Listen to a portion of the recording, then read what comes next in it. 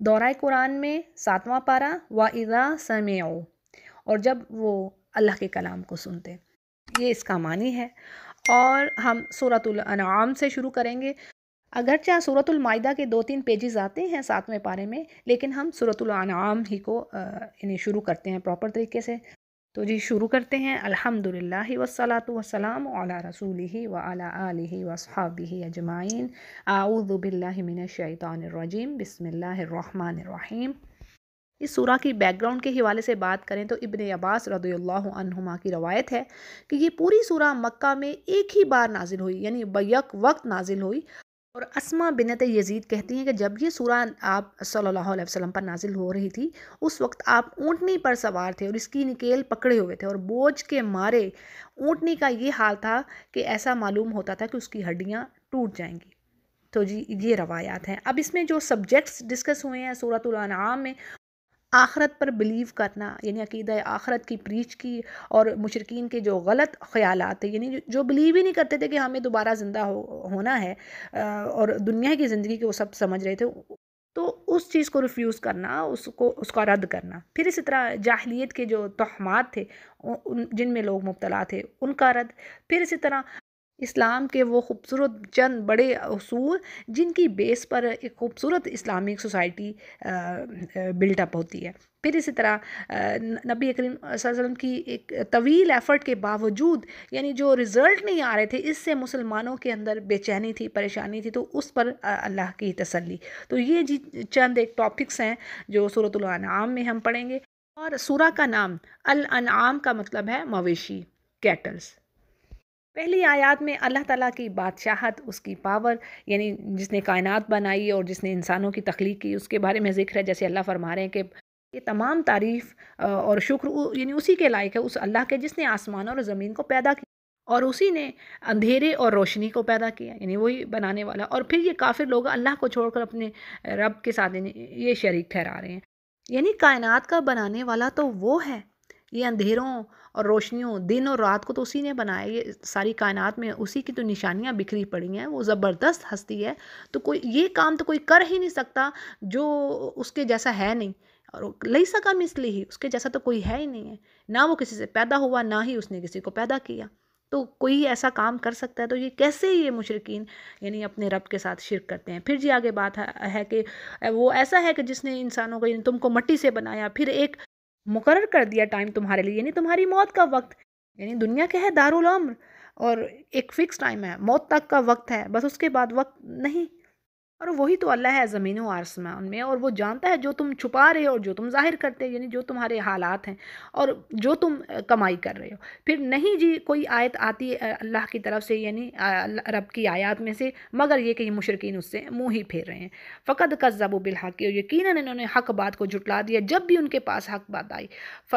تو بس ان قریب ان کو بتا دیا جائے گا یعنی جس چیز پر وہ ہنسی مذاق کر رہے تھے، ما کانوا بہ یستہزئون۔ یعنی اب یہ مشرکین کیا سوچتے ہیں کہ جب ہڈیاں گل سڑ گئیں کیسے زندہ ہوں گے، آخرت کیا واقعی ہوگی، ہمارا حساب ہوگا۔ تو یہ اللہ فرما رہے ہیں جس چیز میں ہنسی مذاق کریں یہ سب ہوگا، یہ جان جائیں گے سون۔ پھر اللہ فرماتے ہیں کیا یہ دیکھتے نہیں کہ ان سے پہلے کتنی ہی بستیوں کو ہم نے ہلاک کر دیا، اور جو قوت اور طاقت ان کو اللہ نے دی تھی وہ اللہ نے تم کو نہیں دی۔ یعنی کئی بار یہ بات آئی ہے کہ تم سے پہلی جو قومیں تھیں بڑی قوت والی تھیں۔ دیکھیں قوم عاد کے بارے میں پڑھتے ہیں، کیا انہوں نے کہا تھا کہ ہم سے بڑھ کر قوت والا کون؟ ان کو یعنی ایسی ان کے پاس پاور تھی، قوت تھی جسمانی طور پر، وہ یعنی وہ پہاڑوں کو تراش تراش کر گھر بناتے، اور اللہ نے دنیا کی فراوانی ان پر کھول رکھی تھی، بے حد خوشحال تھے، بہت طاقت والے تھے۔ دیکھیں آج جب ہم جو پچھلی قوموں کے روئنس کو ہم دیکھتے ہیں، جو کھنڈرات ہیں ان کو دیکھیں ذرا، تو پتہ چلتا ہے کہ بھی کس طرح انہوں نے یہ چیزیں بنائیں، یعنی یہ چیزیں کیوں چھوڑی اللہ نے، کچھ کے تو باقیات چھوڑ دیے نا، اللہ نے کہا لیسن لو اس سے، اور کچھ کو اللہ نے صفا ہستی سے مٹا دیا کہ ان کا نام و نشان نہیں باقی بچا، لیکن کچھ کو کیوں رکھا؟ تاکہ ہم لوگ لیسن لیں کہ ان کے پاس بھی کیسی قوت ہے، لیکن جب اللہ کی نافرمانیاں شروع ہوئی تو اللہ نے تباہ کر کے رکھ دیا انہیں۔ تو آج بھی حال دیکھ لیں، یعنی انسان جو نافرمانی کر رہا ہے آج کے دور میں، وہ سمجھ رہا ہے کہ میں تو بڑا پتہ نہیں کیا چیز ہوں، میں تو آسمان پر چلا گیا ہوں، اور بلڈنگز آپ دیکھیں کہاں کہاں آسمانوں پر لے گئے ہیں۔ یعنی خوف خدا ہے نہیں کہ ہمیں کوئی اوپر دیکھنے والا، کوئی پکڑنے والا ہے، بالکل ختم ہوگی یہ بات کہ وہ یہی چیز ہے کہ ہم سے بڑا طاقتور کون؟ تو جس نے پیدا کیا، جو پیدا کر کر کے بھیج رہا ہے، وہ تم سے زیادہ طاقتور نہیں ہے؟ اور پھر جن کے بارے میں بات آتی ہے کہ اللہ فرما رہے تم سے زیادہ ان کو قوت دی تھی اور ان پر اللہ نے خوب بارشیں برسائی اور ہم نے ان کے نیچے نہریں جاری کی، یعنی وہی دنیا کی پراسپیرٹی، اور پھر ہم نے ان کے گناہوں کے سبب ان کو ہلاک کر ڈالا، اور ان کے بعد پھر دوسری جماعتوں، یعنی ان کے بعد پھر ایک نئی نسل کو اللہ نے زمین میں بسا دیا۔ اور بات وہی کہ اللہ لوگوں کے اعمال دیکھ رہا ہے، یعنی اس زندگی کا مقصد ہے کہ بھی تم میں سے بہتر اعمال کرنے والا کون ہے، اللہ کی طرف آنے والا کون ہے۔ پھر جی کافروں کا ایک اور ڈھیٹ بن اگلی آیت میں جو ذکر ہو رہا ہے کہ اللہ فرما رہے ہیں اے نبی اگر ہم آپ کی طرف کاغذ پر لکھا ہوا کوئی نوشتہ، یعنی کوئی پیپر لکھا ہوا آپ پر نازل کر دیتے تو یہ لوگ اس کو بھی اپنے ہاتھ سے چھوتے، اور کافر پھر بھی یہی کہتے کہ یہ کچھ نہیں ہے، یہ تو صرف جادو ہے۔ اور یہ بات قرآن کریم میں کئی جگہوں پر آ گئی ہے۔ سورۃ البقرہ میں بھی ہم نے پڑھا سواء علیہم اانذرتہم ام لم تنذرہم لا یؤمنون، یعنی برابر ہے نبی آپ ان کو ڈرائیں یا نہ ڈرائیں، انہوں نے ایمان نہیں لانا۔ یعنی کچھ لوگوں پر کلمہ عذاب ثابت ہو چکا، دے ول ناٹ ریٹرن ٹو اسلام۔ پھر ایک اور ان کا بہانہ، یعنی یہ بھی قرآن کریم میں کئی جگہوں پر بات آئی، پیچھے پڑ چکے ہیں کہ کہتے کیا ہیں کہ کوئی فرشتہ کیوں نہیں ان کے پاس اتارا گیا، اور اللہ فرماتے ہیں اگر کوئی ہم فرشتہ ہی بھیج دیتے تو سارا پھر قصہ ہی ختم ہو جاتا اور پھر ان کو مہلت نہ ملتی۔ یعنی بات یہ ہے کہ انسانوں کی ہدایت کے لیے اللہ نے بگننگ سے ہی انسانوں ہی کوئی بھیجا رسول بنا کر۔ اللہ یہ بھی اللہ قرآن میں فرماتے ہیں کہ بھائی اگر زمین پر فرشتے ہوتے تو میں فرشتہ بھیجتا۔ اب مقصد کیا ہے انسانوں کو بھیجنے کا؟ یعنی انسانوں کو ٹیچ کرنے کے لیے انسان ہی آئے گا نا، وہ انہی کی طرح کی زندگی، انہی کی طرح کے خیالات، نفسیات اس کی، اور پھر ان کو وہ یعنی اللہ کے راستے پر لے کر آنے میں سب سے بیسٹ چیز یہی ہے کہ جو نبی اور رسول ہو وہ بھی انسانوں ہی میں سے ہو، انہی کی زبان سمجھتا ہو، انہی کی زبان بولنے والا ہو، انہی کی کیفیات اور جذبات کو سمجھنے والا ہو۔ اور دیکھیں اللہ تعالیٰ کا احسان ہے، جیسے اللہ سبحانہ تعالیٰ نے فرمایا سورہ آل عمران میں لَقَدْ مَنَّ اللَّهُ عَلَى الْمُؤْمِنِينَ، یعنی اللہ نے یہ احسان کیا ہے مومنین پر کہ اِذْ بَعَثَ فِيهِمْ رَسُولًا مِّنْ أَنفُسِهِمْ، کہ انہی میں سے یعنی رسول کو اٹھایا ہے۔ تو یہ اللہ کا کرم ہے، فضل ہے انسانوں پر کہ انسانوں میں سے ہی اللہ نے نبی بھیجا، کوئی فرشتہ نہیں بھیجا بات سمجھنے کی بات۔ لیکن وہی بات کہ جس نے ایمان نہیں لانا تو اس نے 100 بہانے 100 باتیں کرنی ہیں۔ آگے جو اگلی آیت اس کا مفہوم یہ ہے کہ اللہ فرماتے ہیں اگر ہم فرشتے کو رسول بنا کر بھیجتے تو ظاہر بات ہے کہ وہ فرشتہ اپنی اصلی شکل میں نہیں آ سکتا تھا، کیونکہ اس طرح انسان اس سے خوفزدہ ہوتے اور اس کے قریب ہونے کے بجائے اس سے دور بھاگتے، یعنی اس کو تو ٹیچ کرنا مشکل ہو جاتا نا۔ تبھی تو بات ہے یہ ہے کہ یہ اللہ کا احسان۔ تو اللہ فرما رہے ہیں کہ اگر ایسا ہوتا فرشتہ ہی نیچے آتا تو پھر تمہارے لیڈر کا کوئی اور اعتراض ہونا تھا کہ یہ تو یعنی انسان ہونا چاہیے، یعنی جنہوں نے اعتراض کرنا انہوں نے کرتے ہی رہنا۔ پھر جی آگے بات آ رہی ہے کہ اور واقعی آپ سے پہلے بھی پیغمبر یعنی ہوئے ہیں، ان کے ساتھ بھی ہنسی مذاق کیا گیا ہے نبی، اور پھر جن لوگوں نے ان سے مذاق کیا ان کو عذاب نے آ گھیرا، جس چیز سے وہ مذاق یعنی اڑا رہے تھے جس چیز کا۔ پھر کہا جا رہا ہے کہ ان سے کہیے کہ زمین پر چل پھر کے انہیں سیر کر کر دیکھو جو پچھلے جھٹلانے والے لوگ تھے ان کا انجام کیا ہوا، اور آپ ان سے کہہ دیجئے کہ جو کچھ بھی آسمانوں اور زمین میں ہے سب کا سب یعنی اللہ ہی کا ہے، اور ایسا ہے کہ اللہ نے رحم کرنا، مہربانی کرنا لازم کر لیا ہے اپنے اوپر، اور اللہ تم سب کو قیامت کے روز جمع کرے گا جس میں کوئی شک نہیں ہے۔ اور جن لوگوں نے اپنے آپ کو گھاٹے میں ڈالا یعنی جو ایمان نہیں لا رہے تو وہ خسارے میں رہنے والے ہیں۔ اب دیکھیں حدیث کے الفاظ ہیں اس سے ریلیٹڈ کہ یعنی جو اللہ فرما رہے ہیں کہ اللہ نے واجب کر لیا اپنے اوپر رحمت، تو اس پر آتا ہے کہ اللہ تعالیٰ نے جب مخلوق کو پیدا کیا تو عرش پر لکھ دیا ان رحمتی تغلب غضبی، یعنی بے شک میری رحمت میرے غضب پر غالب آ گئی۔ صحیح بخاری اس کو روایت کرتے ہیں۔ دیکھیں اب اس دنیا میں تو رحمت یعنی کافروں پر بھی ہے، مشرکین پر، یعنی اللہ ان کو بھی رزق دے رہا ہے، دنیا کی فراوانی دے رہا ہے، سب کچھ دے رہا ہے نا، ان کی بھی حاجات، ان کی بھی دعائیں پوری ہو رہی ہیں، سب کچھ اللہ کر رہا ہے، تو یہ اس کی رحمت ہے۔ یعنی باوجود اس کے کہ وہ کیا کیا باتیں اللہ پر کرتے ہیں، اللہ کی اولاد بناتے ہیں۔ اللہ نے کہہ دینا سورہ مریم میں کہ زمین شق ہو جائے، پہاڑ ریزہ ریزہ ہو جائے اور آسمان پھٹ جائے، اتنی بڑی بات یہ منہ سے نکالتے ہیں، لیکن اس کے باوجود بھی اللہ حلم والا ہے، برداشت کر رہا ہے اور سب کچھ ان کو دے رہا ہے۔ یہاں پر تو ہے یعنی رحمت دنیا میں سب پر، لیکن یہ رحمت قیامت والے دن صرف اہل ایمان کے لیے ہوگی، کافروں کے لیے یعنی غضب ہی ہوگا۔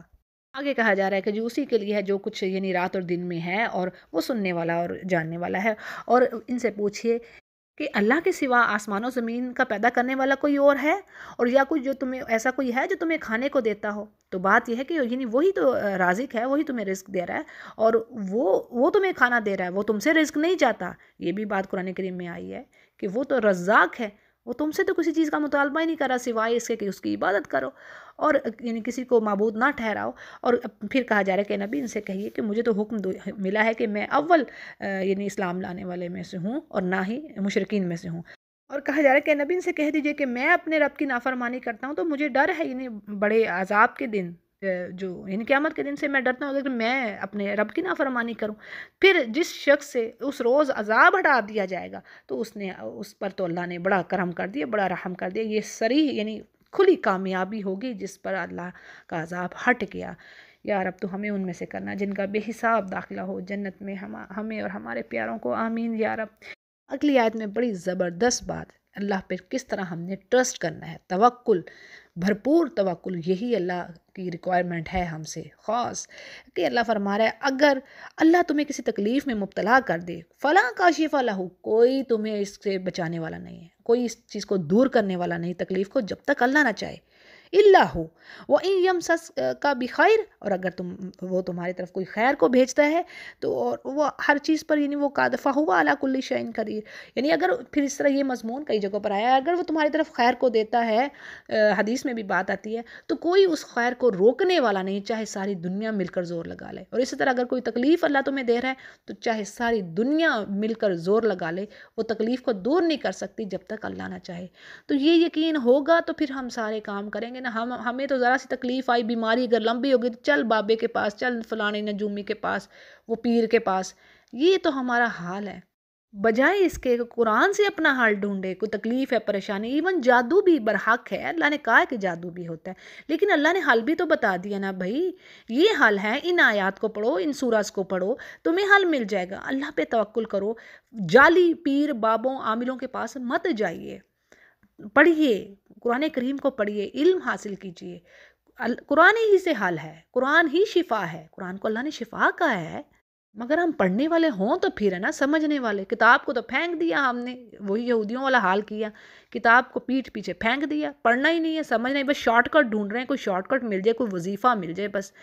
اکثر آپ دیکھیں گے کہ پتہ نہیں کہاں کہاں سے وہ وظیفے بتا رہے ہوتے ہیں، کوئی فلاں وظیفہ کر لیجئے اتنی بار، نہ کوئی اوتھنٹک حدیث ہوتی ہے، کوئی نہ ان کے پاس ریفرنس ہوتا ہے، تو بس جی وہاں پر آپ دیکھیں اتنے وہ لوگ اس کو سن رہے ہوتے ہیں، دیکھ رہے ہوتے ہیں، نیچے آپ دیکھیں کہ اتنے لوگ وہ چیز دیکھ رہے ہوتے ہیں۔ میں حیران ہوتی ہوں یا رب، یعنی ایسی عجیب چیزوں پر لوگوں کا ڈھیر لگا ہے، بس کوئی شارٹ کٹ مل جائے، یعنی یہ ہمارا حال ہے۔ ایون ہم نے انویسٹیگیشن بھی نہیں کرنی کہ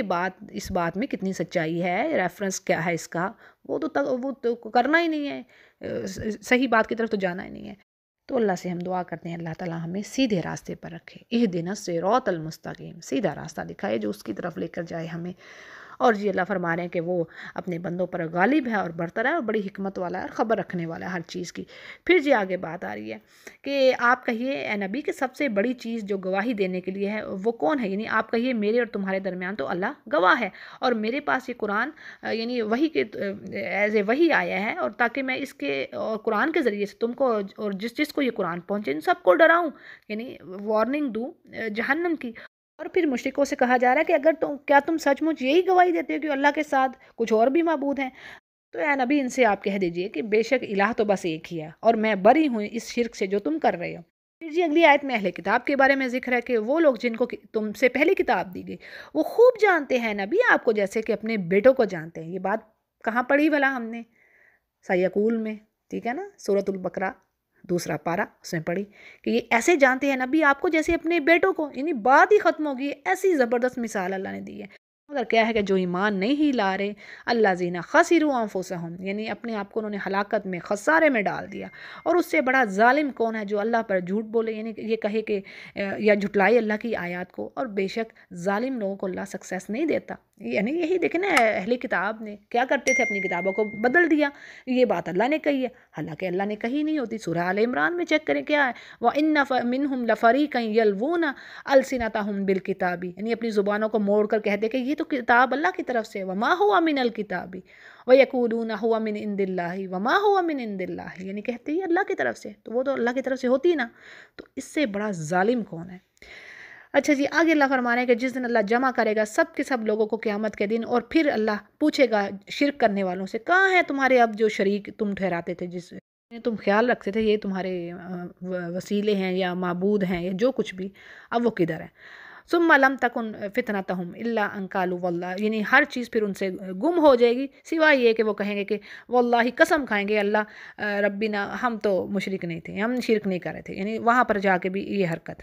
اور یہ بھی بات ہم سورہ فصلت میں پڑھتے ہیں کہ ان کے منہوں پر مہریں لگ جائیں گی، ان کے اعضاء باڈی پارٹس بولیں گے، یہ کئی جگہوں پر بات آ رہی ہے، سورہ یاسین میں بھی آتی ہے، سورہ فصلت میں بھی آتی ہے۔ پھر بات یہ آتی ہے کہ یہ بولیں گے کس طرح، یعنی کون سا یہ موقع ہوگا؟ تو اس پر ابن عباس رضی اللہ عنہما نے یہ بات کہی ہے، یعنی تفسیر میں بات آ رہی ہے کہ جب مشرکین دیکھیں گے کہ اہل توحید یعنی جنت والے جنت میں جا رہے ہیں، تو یہ آپس میں مشورہ کر کے شرک کرنے سے ہی انکار کریں گے، تب اللہ تعالیٰ ان کے منہوں پر مہر لگا دے گا، سیلڈ اپ کر دے گا، اور ان کے جو پھر اعضاء ہیں، باڈی پارٹس، وہ پھر گواہی دیں گے، تو یعنی اللہ سے کوئی بات پھر چھپ نہ رہ سکے گی۔ آگے کہا جا رہا ہے کہ دیکھو انہوں نے کس طرح جھوٹ بولا اپنی جانوں پر، اور جن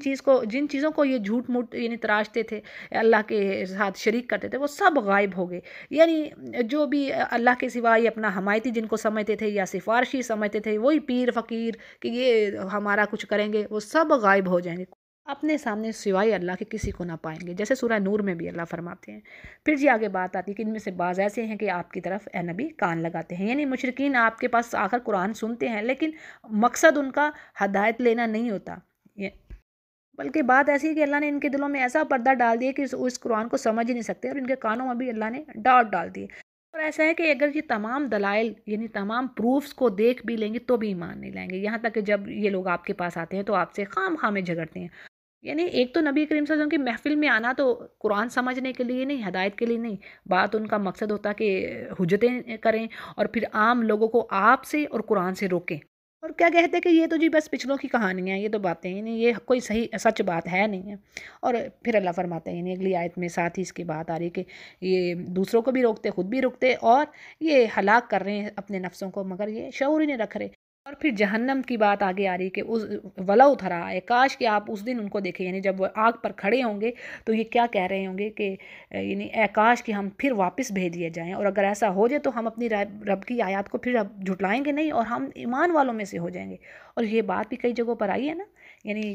اللہ سے بھی کہیں گے کہ اللہ ہمیں ایک بار تو واپس بھیج دو، اب پھر ہم وہ عمل کر کے آئیں گے جو پہلے نہیں کرتے تھے۔ تو اس پر اللہ فرمائے گا کہ اللہ کو خوب معلوم ہے تم جا کر دوبارہ بھی وہی کام کرو گے، اگر تمہیں دوبارہ بھی مہلت ملی، یعنی وہی چیز کرو گے جو تم پہلے کرتے آئے ہو۔ اور ہوگا کیا کہ جس چیز کو وہ دباتے تھے، یعنی دلوں میں بعض مشرکین کے اس بات کا اقرار تھا کہ ہاں یہ قرآن کریم سچ ہے، لیکن ظاہر نہیں کرتے تھے، یعنی وہی نا کہ اب ان کی شان و شوکت جاتی تھی، ان کی لیڈرشپ جاتی تھی، جیسے مکہ کے رؤوس کہہ لیں، یعنی بہت ساری چیزیں تھیں جو ایمان نہ لانے کے آڑے آئیں، تو جس چیز کو وہ دباتے تھے اللہ فرما رہے ہیں وہ پھر دیکھ لیں گے اس دن۔ اور پھر وہی یہاں پر بات آ رہی ہے کہ اگر یہ لوگ واپس پھر بھیج دیے جائے تب بھی یہ وہی کام کریں گے جس سے ان کو منع کیا گیا تھا، اور یقیناً یہ بالکل یہ جھوٹے ہیں یہ۔ اور پھر کہا جا رہا ہے کہ یہ کہتے ہیں کہ یہ دنیا کی زندگی ہماری زندگی ہے تو ہم تو زندہ نہ کیے جائیں گے، اور اے نبی آپ اس وقت کو دیکھیں گا جب یہ اپنے رب کے سامنے کھڑے ہوں گے، اور اللہ فرمائے گا کہ کیا یہ اب دیکھو، اب بتاؤ یہ بات سچ ہے کہ نہیں، اور کہیں گے کہ بے شک قسم ہے اپنے رب کی، اللہ فرمائے گا تو اب تم اپنے کفر کے بدلے مزہ چکو، یعنی اب گناہوں کے اعتراف کا بھی کیا فائدہ۔ پھر جی آگے بات آ رہی، بے شک خسارے میں وہی لوگ رہے جنہوں نے اللہ سے ملنے کو جھٹلایا، یہاں تک کہ وہ فکس ٹائم آ پہنچا، یعنی کہ موت کا وقت آ گیا یا پھر قیامت آ گئی، اور پھر کہیں گے کہ ہماری کوتاہی یعنی جو قیامت کو جھٹلانے کے بارے میں ہوئی، اور حالت ان کی یہ ہوگی کہ اپنے برے اعمال کا بوجھ ان کی کمروں پر ہوگا۔ اور اللہ فرما رہے ہیں کہ خوب سن لو، بری ہے وہ چیز، یعنی برا وزن ہوگا جو وہ لادے ہوئے ہوں گے، اٹھائے ہوئے ہوں گے، اور دنیا کی زندگی تو کچھ بھی نہیں ہے سوائے یہی، یعنی یہ کھیل تماشا ہے، اور آخرت کا گھر ہی متقیوں کے لیے بہتر ہے، اور کیا یہ سمجھ نہیں رکھتے۔ اگلی آیت میں بڑی اہم بات اور آپ صلی اللہ علیہ وسلم کو تسلی دی جا رہی ہے کہ اے نبی ہم خوب جانتے ہیں کہ یہ آپ کی باتوں کو جھوٹا نہیں کہتے، بلکہ یہ تو ظالم اللہ کی آیتوں کا انکار کرتے ہیں۔ اس کا مطلب کیا ہے؟ یعنی یہاں پر اللہ فرما رہے ہیں کہ اصل میں یہ جو مشرکین تھے نبی کریم صلی اللہ علیہ وسلم کو تو وہ صادق اور امین سمجھتے تھے، مانتے تھے، لیکن اصل بات کہ وہ ایک اللہ کی عبادت سے منہ موڑتے تھے، وہ اس چیز سے بدکتے تھے، جیسے کہ حدیث میں الفاظ ہیں کہ ایک بار ابو جہل نے رسول کریم صلی اللہ علیہ وسلم سے کہا کہ اے محمد، ہم تم کو نہیں بلکہ جو کچھ تم لے کر آئے ہو اس کو جھٹلاتے ہیں۔ یہ روایت اگرچہ سندن ضعیف ہے لیکن دوسری صحیح روایت بھی اسی بات کی تصدیق کرتی ہے، اور قرآن کریم میں بھی یہی بات آ رہی ہے کہ یعنی یہ ظالم لوگ اللہ کی آیتوں کا انکار کرتے ہیں۔ پھر جی آگے کہا جا رہا ہے کہ یقیناً آپ سے پہلے بھی نبی بہت سارے یعنی رسول ان کو ڈینائی کیا گیا، اور انہوں نے اس پر صبر ہی کیا، ان کو بھی جھٹلایا گیا اور ان کو تکالیف بھی دی گئی، یہاں تک کہ اللہ کی مدد ان کو پہنچی، اور اللہ کی باتوں کو کوئی بدلنے والا نہیں ہے، یعنی اللہ کا وعدہ پورا ہو کر رہے گا، کافر اب کتنا ہی برا مناتے رہیں، یہ دین غالب ہو کر رہے گا۔ اور یقیناً اسی طرح اللہ سبحانہ تعالیٰ نے آپ کے پاس پچھلے انبیاء کی جو سٹوریز تھی، جو ان کے قصص آپ کے تک پہنچا دیے، یعنی ان کی زندگیوں میں کیا ہوا۔ اگلی آیت کا مفہوم آپ کے آگے رکھتی ہوں کہ آپ صلی اللہ علیہ وسلم سے کہا جا رہا ہے کہ اللہ کے حکم کے بغیر آپ ان کو یعنی اسلام کی طرف مائل نہیں کر سکتے، ان کو ایمان والا نہیں بنا سکتے، حتیٰ کہ اگر آپ چاہیں کوئی کہ ٹنل بنا لیں زمین میں یا پھر آسمان پر سیڑھی لگا لیں یا کوئی معجزہ ہی لا کر ان کو دکھا دیں، تو اول تو آپ کے لیے ایسا کرنا مشکل ہے، اور اگر بالفرض آپ ایسا کر بھی دکھائیں تو یہ ایمان لانے والے نہیں ہیں۔ اور اگر اللہ کو منظور ہوتا تو سب کے سبھی ایک یعنی مسلمان ہی ہو جاتے، ایمان والے ہو جاتے، تو آپ ایسا ہے کہ نادانوں میں سے نہ ہوں۔ اور یہ قرآن کریم تو نصیحت ہے، یعنی اس کو تو وہی سنیں گے جو زندہ ہوں، یعنی کافروں کی یہاں پر مثال ایسے دی گئی ہے کہ جیسے وہ مردہ ہیں، اور آگے اللہ فرما رہا ہے کہ بے شک اللہ مردوں کو زندہ کرے گا، یعنی اٹھائے گا اور پھر سب اسی کی طرف لوٹیں گے۔ اور پھر آگے مشرکین کی بات آ رہی ہے کہ یہ کہتے ہیں کہ آپ پر کوئی نشانی یعنی کوئی معجزہ کیوں نہیں اترتا، تو ان سے کہیے کہ بے شک میرا رب قادر ہے اس چیز پر کہ وہ کوئی نشانی یا معجزہ نازل کر دے، لیکن اکثر لوگ اس بات سے یعنی اللہ کی حکم اور مشیت کے اوپر ہے ہر چیز کا آنا، تو اکثر لوگ اس چیز سے لا علم ہے۔ پھر جی آگے کہا جا رہا ہے کہ نہیں ہے کوئی زمین پر جاندار اور نہ ہی کوئی پرندہ جو اپنے پروں سے اڑا، لیکن یہ کہ وہ بھی تمہاری طرح کے گروہ ہیں، یعنی اللہ سبحانہ تعالیٰ نے جس طرح تمہیں پیدا فرمایا ان کو بھی اسی طرح پیدا فرمایا، اور اسی طرح تمہیں بھی رزق پرووائڈ کر رہا ہے اور ان کو بھی دے رہا ہے۔ پھر بات یہ ہے کہ اللہ نے ہر چیز کو لوح محفوظ میں لکھ رکھا ہے، اور قیامت کے روز سب کے سب اسی کی طرف جمع کیے جائیں گے۔ آگے مشرکوں کی بات کی جا رہی کہ جو لوگ اللہ کی آیتوں کو جھٹلا رہے ہیں، ڈینائی کر رہے ہیں، وہ ایسے ہیں جیسے گونگے اور بہرے ہیں اور اندھیروں میں ہی بھٹک رہے ہیں، اور یعنی اللہ نے ان کو سب کچھ دیا، یعنی کان، آنکھیں، دل، لیکن ان چیزوں کو وہ استعمال میں نہیں لا رہے، جو روحانی آنکھیں ہیں، روحانی جو سننے کی استعداد ہے وہ اس سے محروم ہے۔ اور بات یہ ہے کہ جس کو اللہ چاہے اس کو دلالت میں رکھے، گمراہی میں، یعنی یہ اللہ کے زبردستی تو نہیں نا ان کو لانا دین کی طرف، اور اسی طرح اللہ ہی کی چاہ پر ہے، یعنی اللہ جس کو چاہے سیدھی راہ پر لگا دے، یعنی یہ نیکیاں جو ہم کر رہے ہیں یہ اسی کی توفیق ہے، ہمارے اندر کوئی اسٹرینتھ نہیں ہے۔ پھر جی آگے کہا جا رہا ہے کہ اے نبی ان سے کہیے، یعنی ان کافروں سے، کہ تم اس یعنی بات سے بے خوف ہو کہ تم پر اللہ کا عذاب آ جائے کسی بھی وقت، اور پھر تم کس کو پکارو گے اللہ کے سوا اگر تم سچے ہو، بلکہ ہوتا یہ کہ خالص یہ اسی کو ہی پکارتے ہیں جب تکلیف یا کسی پریشانی میں گھرتے ہیں، اور جن کو یہ شریک ٹھہرا رہے ہوتے ہیں اللہ کا، وہ سب ان سے بھول جاتے ہیں، سب دور ہو جاتے ہیں، پھر سب غائب دماغ سے، صرف خالص اللہ کو پکارنا۔ اور یہ بات بھی کئی جگہوں پر پڑھی ہم نے، سورہ یونس میں بھی پڑھی ہے نا، کہ جب سمندر میں گھرتے ہیں اور کہیں سے کسی طرف مدد کا کوئی نظر نہیں آ رہا ہوتا سبب، تو پھر خالص اللہ کو پکارتے ہیں، وہی چیز یہاں پر آ رہی ہے۔ پھر جی اللہ فرماتے ہیں یقیناً ہم نے آپ سے پہلے بھی یعنی امتیں بھیجی، اور ان کو اللہ تعالیٰ نے بالبعثا یعنی تکلیف اور پریشانی درا میں پکڑا تاکہ وہ اللہ کی طرف رجوع کریں، پلٹیں وہ اللہ کی طرف۔ اور پھر بات یہ ہے کہ جب ان کو اللہ کی طرف سے سزا ملی تو پھر انہوں نے عاجزی کیوں نہ اختیار کی، یعنی اللہ کی طرف کیوں نہ جھکے، لیکن بات یہ ہے کہ ان کے دل ہی سخت ہو گئے، اور شیطان نے ان کے جو اعمال تھے ان کو بڑے خوبصورت کر کے دکھا دیے۔ پھر جب وہ لوگ ان چیزوں کو بھولے رہے، یعنی جن کی نصیحت کی جا رہی تھی اللہ کی طرف سے، تو کیا ہے کہ اللہ نے پھر خوشحالی کے دروازے کھول دیے، یعنی جب اس چیز کی طرف نہیں آ رہے تھے، پھر تو عذاب نے پکڑنا تھا، لیکن اس سے پہلے خوشحالی کے دروازے کھولے، پراسپیرٹی دی، یہاں تک کہ جب ہر چیز خوب جو ان کو ملی تھی اس پر فخر کرنے لگے، اترانے لگے، تو کیا ہے یکدم اللہ کی پکڑ آئی اور پھر سب کے سب مایوس ہو کر رہ گئے۔ اور اسی طرح اللہ تعالیٰ ظالم لوگوں کی جڑ کاٹ دیتا ہے، اور اللہ کا شکر ہے وہی رب ہے تمام عالم کا۔ اور اسی سے ریلیٹڈ ایک حدیث بھی آتی ہے کہ نبی کریم صلی اللہ علیہ وسلم نے فرمایا کہ جب تم دیکھو گے اللہ تعالیٰ نافرمانیوں کے باوجود کسی کو اس کی خواہشات کے مطابق دے رہا ہے، دنیا دے رہا ہے، تو یعنی یہ پھر سمجھو کہ یہ ڈھیل ہے۔ اور اسی آیت کو آپ نے تلاوہ کیا، یعنی دنیا کی ترقی اور خوشحالی اس بات کی دلیل نہیں ہے، اس کا پروف نہیں ہے کہ اللہ آپ سے راضی ہے۔ اللہ تو تب ہی راضی ہوتا ہے نا جب اللہ کو راضی کرنے والے کام انسان کرے۔ پھر آگے کافروں سے کہا جا رہا ہے کہ آپ ان سے کہیے کہ اگر اللہ تعالیٰ تمہاری یہ جو سننے کی صلاحیت ہے اور دیکھنے کی صلاحیت یہ لے جائے اور تمہارے دلوں پر مہر کر دے، تو اللہ کے سوا کون سا معبود ہے جو تمہیں پھر سے یہ چیزیں لوٹا دے۔ آج دیکھیے ایک باڈی پارٹ خراب ہوتا ہے، کوئی بھی آرگن آپ دیکھیں باڈی کا، اگر اندر سے کام کرنا انٹرنلی وہ چھوڑ دے، کڈنی لے لیں، لیور لے لیں، کسی کی آپ بات کر لیں، یعنی ہر چیز سبحان اللہ، اللہ نے ایسے آرگنائز سسٹم کے تحت جو وہ بنائی ہے وہ چل رہی ہے، ہر ایک کا ایک اپنا زبردست فنکشن ہے، زبردست رول ہے۔ تو کوئی ایک چیز بھی، ہلکی سی بھی کوئی چیز، چلیں جی بڑی باتوں کے علاوہ ہلکی سی کوئی چیز بھی اگر خرابی آ جائے تو سارا کا سارا جو جسم ہے وہ دکھنے لگتا ہے، تکلیف انسان۔ تو یہ جو بڑی بڑی باتیں، جیسے آپ یہ جو آج کڈنی کی چیزیں لے لیں، جو لیور کام نہیں کر رہے، انتہا کی بیماریاں جو ہیں پھیل پڑی ہیں۔ تو بات یہ ہے کہ یہ سب دینے والا اور ان سب کو درست کرنے والا شفا وہ تو اسی رب کے ہاتھ میں ہے، لیکن یہ کہ انسان یقین ہی بڑا تھوڑا ہے۔ پھر کہا جا رہا ہے کہ نبی دیکھیے تو صحیح کس طرح یعنی دلائل سے کیا لاجکس رکھ رہے ہیں اپنے منہ پھیرنے کی، ایمان نہ لانے کی، بڑی لاجکس ہیں ان کے پاس، کافروں کے پاس۔ پھر جی کہا جا رہا ہے کہ آپ کہیے کہ یہ تو کہو، بتلاؤ ذرا کہ اگر اللہ کا عذاب تم پر آ جائے، خواہ اچانک یا علانیہ، تو پھر کیا ظالم لوگوں کے علاوہ کوئی اور بھی ہلاک ہوگا؟ یعنی یہ پیچھے سے ہم پڑھتے آئے نا، یعنی پچھلی قوموں کا حال، کہ اللہ نے جگہ جگہ فرمایا ہے کہ اللہ نے ایمان والوں کو بچا لیا۔ یعنی جب عذاب آیا ظالم قوم پر تو جو بھی ان میں سے ایمان والے تھے، چاہے چند ایک تھے، اللہ نے انہیں بچا لیا اپنی رحمت سے، اپنے نبی کو بچایا، اپنے یہ مومن بندوں کو بچایا، اور عذاب ہمیشہ ظالموں ہی پر آیا۔ پھر جی آگے بات آ رہی ہے کہ ہم پیغمبروں کو اسی طرح بھیجتے ہیں اس واسطے کہ وہ خوشخبری دیں اور وارننگ بھی دیں، اور جو ایمان لے اور جو پھر اپنی اصلاح کر لے، اس پر کوئی غم نہ ہوگا اور نہ کوئی خوف ہوگا۔ اور وہ لوگ جو ہماری آیتوں کو جھٹلا رہے ہیں ان کو یقیناً یعنی عذاب چھوئے گا، اس وجہ سے کہ جو وہ فسق والے کام کر رہے ہیں۔ پھر کہا جا رہا ہے کہ نبی ان سے کہہ دیجئے کہ میرے پاس اللہ کے خزانے نہیں ہیں، اور نہ ہی میں ان سین کا جاننے والا ہوں، ولا عالم الغیب ولا اقول لکم، اور نہ ہی میں یہ کہتا ہوں کہ میں کوئی فرشتہ ہوں۔ یہ بات بھی کئی جگہوں پر نبی کریم صلی اللہ علیہ وسلم نے فرمائی کہ بھی میں تو ایک بشر ہوں، اور میری طرف وحی کی جاتی ہے۔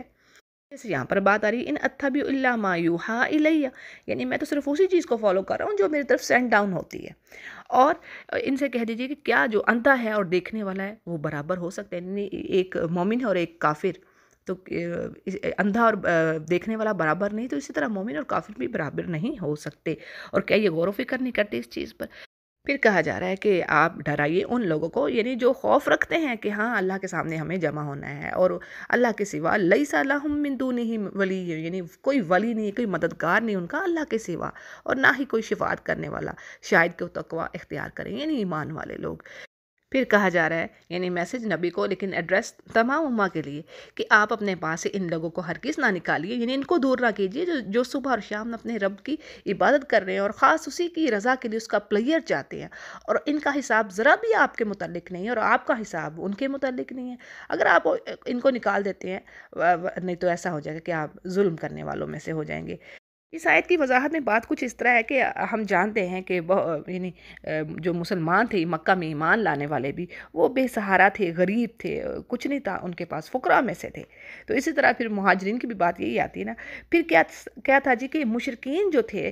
وہ طعنے دیتے اور مطالبہ کرتے آپ صلی اللہ علیہ وسلم سے کہ آپ کے ارد گرد تو یہ جو فقراء ہیں، غریب ہیں، جن کی کوئی ویلیو ہی نہیں ہے، یعنی معاشرے میں کوئی مقام نہیں ہے، تو ان کو آپ ہٹائیے اپنے پاس سے، تو پھر ہم آپ کے ساتھ بیٹھتے ہیں اور آپ کی بات کو سنتے ہیں۔ تو اس پر اللہ کی یہ بات آ گئی، تنبیہ آ گئی، اور یہ کئی جگہوں پر آئی ہے، سورۃ الکہف میں بھی بات آئی ہے۔ اور اللہ فرماتے ہیں یعنی اللہ کو اللہ کے دین کو ان پیسے والوں سے کوئی غرض نہیں ہے، انہوں نے نہیں دین کو گرو کرنا، اصل میں تو جو سچے ایمان والے ہیں ان سے دین پھیلنا ہے۔ تو اسی طرح حدیث میں بھی بات آتی ہے نا کہ اللہ تعالیٰ تمہاری شکلوں کو نہیں دیکھتا، تمہارے مالوں کو نہیں دیکھتا، بلکہ تمہارے دلوں کو دیکھتا ہے۔ یعنی دل کتنا خوبصورت ہے اللہ کے لیے، تقوی رکھنے والا، ڈر رکھنے والا۔ آپ دیکھیں جو بلال حبشی تھے رضی اللہ عنہ، روایات میں بات آتی ہے کہ ان کی زبان میں لکنت تھی، تو وہ جب اذان دیتے تو لوگوں نے کہا کہ ہمیں ان کی اذان کی صحیح سمجھ نہیں آتی، لیکن اللہ کو یہ بات پسند نہ آئی لوگوں کی۔ اور پھر یہ روایت میں جیسے اگین میں کہہ رہی ہوں کہ بات آتی ہے کہ جب انہوں نے اذان نہ دی تو اس دن سورج نہ نکلا۔ یعنی اللہ ظاہری چیزوں کو پریفر نہیں کر رہا، وہ تو دیکھ رہا ہے کہ مجھ سے خالص محبت کرنے والا کون ہے۔ اگلی آیت میں بڑا زبردست میسج ہے کہ اللہ فرما رہے ہیں کہ ہم اسی طرح بعض کو بعض سے آزماتے ہیں، یعنی ان کے لیے ان کو فتنہ بنا دیا، آزمائش کا ذریعہ بنا دیا، تاکہ یہ لوگ کہیں کہ یہ ہم میں سے انہی پر اللہ نے فضل کیا۔ اب اس کے بارے میں بات یہ آتی ہے کہ شروع میں تو غریب غلام قسم کے لوگ ہی مسلمان تھے، اب یہی جو چیز تھی نا، یہی کافروں کی آزمائش کا ذریعہ بن گئی، یعنی وہ فطرے میں پڑ گئے نا، وہ کہتے کہ ان غریبوں کا مذاق اڑاتے، انہی پر احسان اللہ نے کرنا تھا، ہم پر تو احسان کیا نا، یعنی ہمیں تو مال و دولت دیا، ہمیں رتبہ دیا، تو یہ جو ایمان کا احسان ہے، ایمان کی نعمت، یہ ان کو ہی ملنی تھی۔ تو یہ بھی ان کے لیے ایک فتنے کا باعث ہوئی یہ چیز۔ اور آج بھی آپ دیکھ لیں کہ جو زیادہ ایجوکیٹڈ ہیں، جن کے پاس مال و دولت ہے، وہ اسلام پر عمل کرنا اپنے لیے بڑی ان کو پتہ نہیں کیا وہ فیل کرتے ہیں، اپنی توہین سمجھتے ہیں۔ آپ فیمیلز کو لے لیں یا میلز کو لے لیں، دیکھیں آپ جو زیادہ ہائر ایجوکیٹڈ پیپل ہیں، وہ حجاب کرنا اپنے آپ، وہ اس چیز کو سمجھیں گے کہ حجاب کرنا یہ تو پتہ نہیں ہم کتنا نیچے گر گئے۔ اللہ جانے ان کی کیا سوچ ہوتی ہے، وہ بہرحال وہ کام نہیں وہ کر رہے ہوتے، وہ اسلام پر عمل نہیں کر رہے ہوتے، اس کے پیچھے بیہائنڈ کیا ریزن ہے، یہ نہیں، بہت ساری وجوہات ہو سکتی ہیں۔ اور آپ اکثر دیکھیں گے کہ آج بھی وہی چیز ہے کہ جو مڈل کلاس طبقہ ہے، ان میں سے پھر بھی حجاب کرنے والی خواتین اور مرد حضرات جو نمازیں پڑھنے والے، یعنی آپ کو ملتے ہیں، اللہ کی طرف رجوع کرنے والے لوگ ہیں، لیکن جو امراء کا طبقہ ہے اس میں بڑے ہی تھوڑے لوگ ہیں۔ آج بھی حال ایسے ہی پریشان کن ہے۔ پھر آگے ایمان والوں کے بارے میں کہا جا رہا ہے کہ جب یہ لوگ آپ کے پاس آتے ہیں اور ہماری آیتوں پر بلیو کرتے ہیں تو ان پر آپ سلامتی بھیجیے اور ان سے کہیے کہ تمہارے رب نے اپنے ذمہ یہ بات لے لی ہے کہ وہ، یعنی خوشخبری سنائیے ان کو اللہ کی رحمت کی، کہ اللہ شکر گزار بندوں پر رحمت کرنے والا ہے۔ پھر اسی طرح کہ جو شخص تم میں سے برا کام کر بیٹھے جہالت سے، یعنی اس کو علم نہیں ہے، تو خطا ہوگی، غلطی ہوگی، اس کے بعد توبہ کرے اور اصلاح کرے، تو اللہ کی تو یہ شان ہے کہ وہ بڑا مغفرت کرنے والا اور بڑی رحمت کرنے والا ہے۔ یہاں پر کیا بات ہمیں مل رہی ہے کہ اگر خطا ہو گئی، غلطی ہو گئی تو توبہ کیجئے، استغفار کیجئے، انشاءاللہ اللہ دور کرنے والا ہے گناہوں کو۔ اور اللہ نے دیکھیں حدیث میں بات آتی ہے کہ میرے بندے گنہگار ہیں، خطا کار ہیں، انسان خطائیں کرے گا، انسان فرشتہ نہیں ہو سکتا، لیکن بیسٹ وہ ہیں ان میں سے جو توبہ کرنے والے ہیں۔ پھر اس میں ایک اور چیز ایڈ کرتی چلوں آپ کے لیے کہ کیا چیز ہے کہ جو ہماری برائیوں کو دور کر دے، تو اس میں آ رہا ہے قرآن کریم جو ہمیں کہہ رہا ہے خود کہ جو اچھائیاں ہیں نا، حسنات ہیں، وہ برائیوں کو لے جاتی ہیں، یعنی اگر کوئی برا کام ہو گیا، غلطی ہو گئی، اب توبہ کیجئے اور پیچھے کوئی اچھا کام کیجئے، اچھائی کیجئے۔ صلاۃ التوبہ بھی ہے، 2 نفل پڑھ لی یا صدقہ خیرات کر لیا، یعنی یہ جو اچھائیاں ہیں وہ برائیوں کو دور کر دیں گی۔ تو اسی طرح اللہ تعالیٰ کھول کھول کے اپنی آیتیں بیان کرتا ہے تاکہ مجرموں کا جو طریقہ کار ہے وہ ظاہر ہو جائے، یعنی جرم کرنے والا تو وہی نا جو توبہ ہی نہیں کر رہا اور جرم پہ جرم کیا جا رہا ہے، جیسے کہ ایک ڈاٹ آئے گا گناہ کرنے سے، تو اگر وہ توبہ نہیں کرتا، وہ دل پہ جو ڈاٹ آ رہا ہے وہ پھر بڑھتا جائے گا۔ یہ حدیث ہے، اوتھینٹک حدیث۔ آگے کافروں سے کہا جا رہا ہے کہ نبی ان سے کہیے کہ میں اس چیز کی عبادت نہیں کر رہا جس کو تم پوچھ رہے ہو اللہ کے سوا، اور نہ میں تمہاری خواہشات کو فالو کر سکتا ہوں، اور اگر میں نے ایسا کیا قد دللت تو میں نے گمراہی کی اور میں ہدایت پانے والوں میں سے نہ ہوں گا۔ پھر کہا جا رہا ہے کہ نبی ان سے کہہ دیجئے کہ میرے پاس تو ایک دلیل ہے، ایک پروف ہے، یعنی میں دین اسلام پر ہوں، شریعت پر ہوں جو اللہ نے ان کو عطا کی، اور تم اس چیز کو تو جھٹلاتے ہو، یعنی مانتے تو ہو نہیں میری نبوت کو، اور جلدی مچا رہے ہو یعنی قیامت کے آنے کی یا پھر عذاب کی۔ تو بات یہ ہے کہ اس کے لیے بھی جو حکم ہے وہ اللہ ہی کا چلتا ہے، وہی حق بات کو واضح کرنے والا ہے، بتانے والا ہے، اور وہی اچھا فیصلہ کرنے والا ہے۔ پھر کہا جا رہا ہے کہ اے نبی ان سے کہہ دیجئے کہ اگر میرے پاس وہ چیز ہوتی جس کا تم فوری یعنی تم ڈیمانڈ رکھ رہے ہو، تقاضا کر رہے ہو، اور یعنی میں وہ کر دیتا، پھر میرا اور تمہارا فیصلہ تو ہو چکا تھا، یعنی میرے کہنے پر اگر عذاب میرے اختیار میں ہوتا تو پھر تو یہ بات کب کی ہو چکی ہوتی۔ لیکن بات وہی کہ اللہ کافروں کو مہلت دیتا ہے، ڈھیل دیتا ہے کہ ہو سکتا ہے ان میں سے کوئی توبہ کرنے والے ہوں، تو یہ ہے اس کی حکمہ، یعنی وہ ڈھیل دیتا ہے مجرموں کو بھی۔ پھر جی آگے بات کہی جا رہی کہ اللہ ہی ہے جس کے پاس غیب کی کنجیاں ہیں، خزانے ہیں، اور کوئی نہیں جانتا سوائے اس کے، اور وہ تمام چیزوں کو جاننے والا ہے، جو کچھ یعنی زمین پر ہے، خشکی میں ہے، جو کچھ سمندروں میں، دریاؤں میں ہے، اور کوئی پتا زمین پر نہیں گرتا مگر کہ وہ جانتا ہوتا ہے۔ ایک پتے کی بات آئی ہے، ورقاتن، ورقاتن کا مطلب ایک پتا، آپ امیجن کر لیں ذرا، سبحان اللہ، وہ کیسی زبردست ہستی ہے۔ درختوں کے پتے، پودوں کے پتے، جو بیلیں ہیں ان کے پتے، کتنے ٹائپس کی جو پلانٹس ہیں، جو مطلب چھوٹے بڑے بے انتہا، یعنی آپ چیک کیجئے، بہت ساری اس میں ہزاروں میں آ رہی ہیں کہ ان کی جو ٹائپس ہیں جو اللہ نے انسانوں کے لیے بنائی، یعنی نفع دے رہی ہیں نا وہ انسانوں کو. کوئی کہیں کسی کے ہم پتے کھاتے ہیں، کسی کے ہم تنے کھا رہے ہیں، اور درختوں سے فروٹس لے رہے ہیں. تو سبحان اللہ، اللہ فرما رہے ایک پتا نہیں گرتا لیکن اس کو خبر ہے. اسی طرح ولا حبۃ فی ظلمات الارض، یعنی کوئی دانہ زمین کی یعنی اندھیروں میں نہیں ہو جاتا لیکن اللہ کو معلوم ہے. اور اسی طرح نہ کوئی خشک اور نہ ہی کوئی گیلی چیز گرتی ہے مگر یہ کہ سب اللہ تعالیٰ کو معلوم ہے، اور وہ لوح محفوظ میں لکھی ہوئی ہے.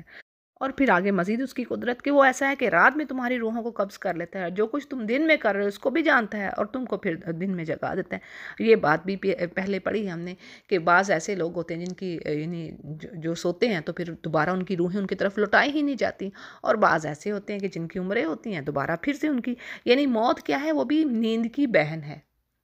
جو گہری نیند میں سو گیا اس کو نہیں پتا اس کے اراؤنڈ کیا ہو رہا ہے. تو یہاں پر یہی چیز آ رہی ہے. پھر یہ کیا ہے کہ تاکہ اللہ یعنی ایک فکس ٹائم جو اللہ نے کیا ہوا ہے اس کی طرف تم سب کو اللہ نے لوٹانا ہے، تاکہ پھر وہ تمہیں بتلائے، یعنی جو تمہارے اعمال ہوتے رہیں. وہ یوم الدین، بدلے کا دن ہے. اور پھر کہا جا رہا ہے کہ جی وہی ہے وہ جو اپنے بندوں پر غالب ہے اور برتر ہے، یعنی اور وہی یعنی اپنے نگران فرشتے بھیجتا ہے تم پر، یعنی وہ تمہاری نگہبانی کر رہے ہوتے ہیں. اور پھر جب کسی کو پر موت کا وقت آ جاتا ہے تو پھر اس کی روح اللہ کی طرف لیے جاتے ہیں، اور وہ ذرا سی بھی کوتاہی نہیں کرتے، یعنی جو اللہ حکم دیتے ہیں وہ اسی طرح مانتے ہیں. یہ سورۃ تحریم میں بھی بات پڑی فرشتوں کے بارے میں. پھر جی آ رہا ہے کہ پھر سب اپنے مالک حقیقی کے پاس لائے جائیں گے، اور خوب سن لو کہ اللہ ہی کا فیصلہ اس دن ہوگا، اور بہت جلد اللہ حساب لینے والا ہے. پھر کہا جا رہا ہے کہ نبی آپ ان سے کہیے کہ وہ کون ہے جو تم کو خشکی اور دریا کے اندھیروں سے نجات دیتا ہے، اور پھر تم اس کو پکارتے ہو اور گڑ گڑا کر چپکے چپکے اور کیا کہتے ہو. یعنی اگر اللہ نے ہم کو اس سے نجات دی، اس پریشانی سے، تو ہم ضرور شکر گزاروں میں سے ہو جائیں گے. یہ وہی چیز سورہ یونس میں پڑھی تھی. اور پھر آپ کہہ دیجئے کہ اللہ ہی، یعنی پھر ہوتا کیا ہے، یعنی وہاں پر اللہ نے فرمایا کہ جیسے ہی اللہ خشکی پر لے کر آتا ہے انسان کو، تو فوراً ہی ساتھ ہی اپنی سرکشی میں اور اللہ کے ساتھ شرک کرنے میں مشغول. وہ یعنی بھول گیا وہ جو پریشانی آئی تھی. یہ انسانی خصلت.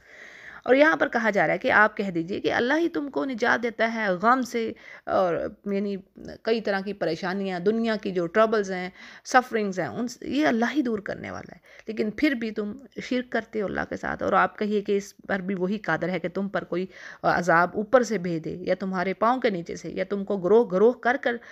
یعنی گروپس کر کے تم کو لڑوا دے آپس میں، پھر تمہیں اس لڑائی کا مزہ چکھا دے. تو یعنی یہ سب عذاب کی فارمز ہیں، عذاب کی ٹائپس. آج دیکھیں جو مسلمانوں میں اگر جب سیکٹس ہیں، ایک دوسرے کے ساتھ جھگڑا، کیچڑ اچھالا جا رہا ہے، زبانی بھی اور دوسرے طریقے سے بھی زمین پر کام ہو رہے ہیں، یعنی تو وہ سب یہ حرام طریقے ہیں. یہ اسی سے ریلیٹڈ ایک حدیث ہے جو یہاں پر مینشن ہے. آپ صلی اللہ علیہ وسلم نے فرمایا کہ میں نے اللہ سے 3 دعائیں مانگی. پہلی کیا کہ میری امت کو غرق نہ کیا جائے، یعنی ڈبویا نہ جائے پانی میں، اس طرح ان کو ہلاک نہ کیا جائے. پھر دوسری دعا کیا کہ ان پر قحط عام یعنی فوڈ کی جو شارٹیج ہے، قحط کے ذریعے ان کو تباہ نہ کیا جائے. دوسری دعا یہ تھی. پھر تیسری دعا کیا تھی کہ آپس میں ان کی لڑائی نہ ہو. تو کیا ہے کہ اللہ نے پہلی 2 دعائیں تو قبول فرما لی، اور تیسری دعا مجھ سے روک دی گئی. صحیح مسلم اس کو روایت کر رہے ہیں. نبی کریم صلی اللہ علیہ وسلم کے یہ الفاظ ہیں، یعنی آپس کی لڑائی، یعنی یہ دعا قبول نہ ہوئی.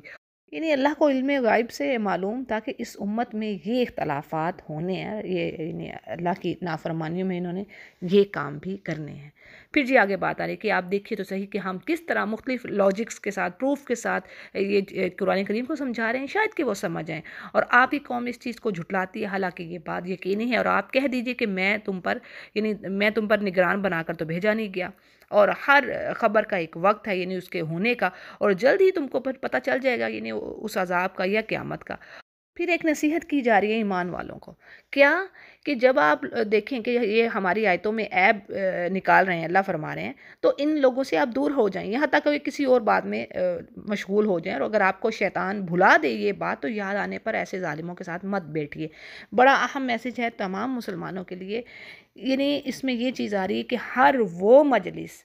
یعنی گیدرنگ جس میں اللہ رسول کے احکام کا مذاق اڑایا جائے، یا عملاً استہزاء ہو رہا ہے، مذاق اڑایا جا رہا ہے، یا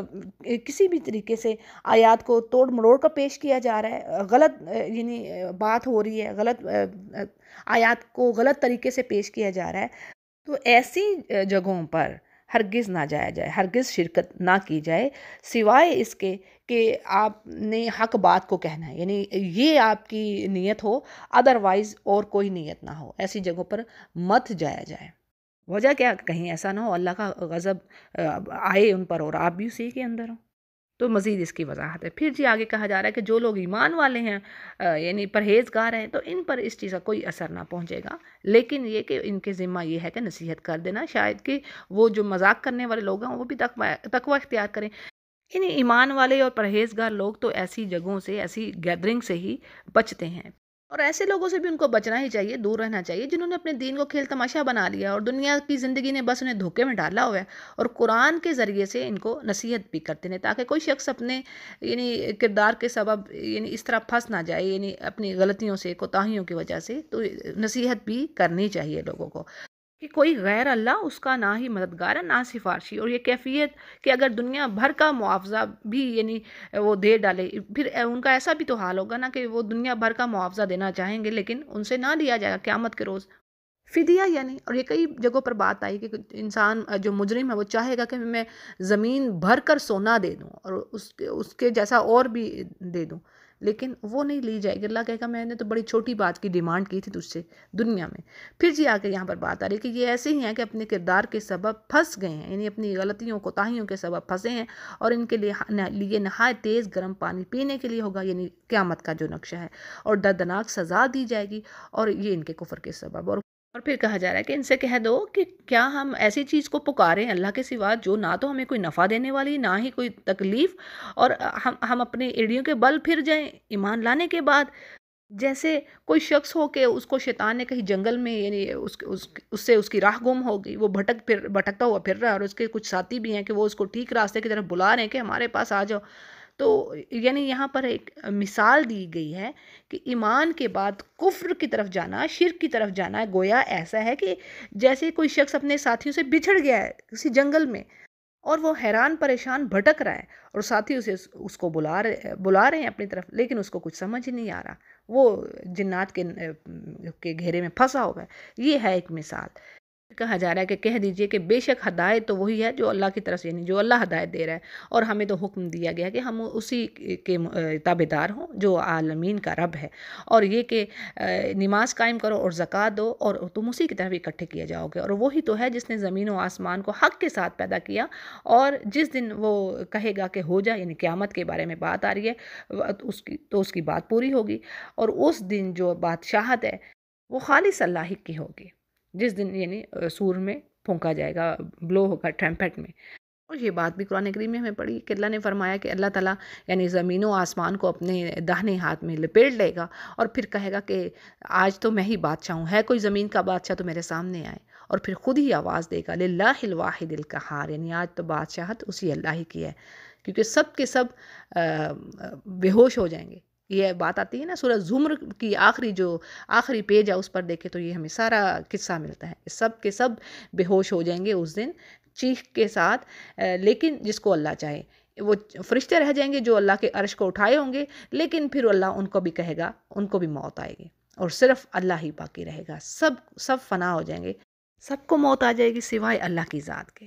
پھر جی آگے بات آ رہی کہ وہ جاننے والا ہے غائب اور چھپی ہوئی چیزوں کا، اور وہی بڑا حکمت والا اور خبر رکھنے والا ہے۔ اگلی آیت میں ابراہیم علیہ السلام کا ذکر ہے کہ جب ابراہیم علیہ السلام نے اپنے باپ آزر سے کہا کہ کیا تم یعنی بتوں کو اپنا الہ بنا رہے ہو، اور میں تو دیکھ رہا ہوں کہ تم اور تمہاری قوم کھلی گمراہی میں ہے۔ ابراہیم علیہ السلام اور ان کے باپ کی جو بات چیت ہے وہ کئی جگہوں پر ہم نے پڑھی، جیسے سورہ مریم میں بھی پڑھی، جہاں پر وہ کہتے ہیں کہ ابا تو مجھے یعنی فالو کر، شیطان کو نہ فالو کر، اور تو صحیح راستے پر نہیں ہے، یعنی میرے پاس جو علم آیا ہے وہ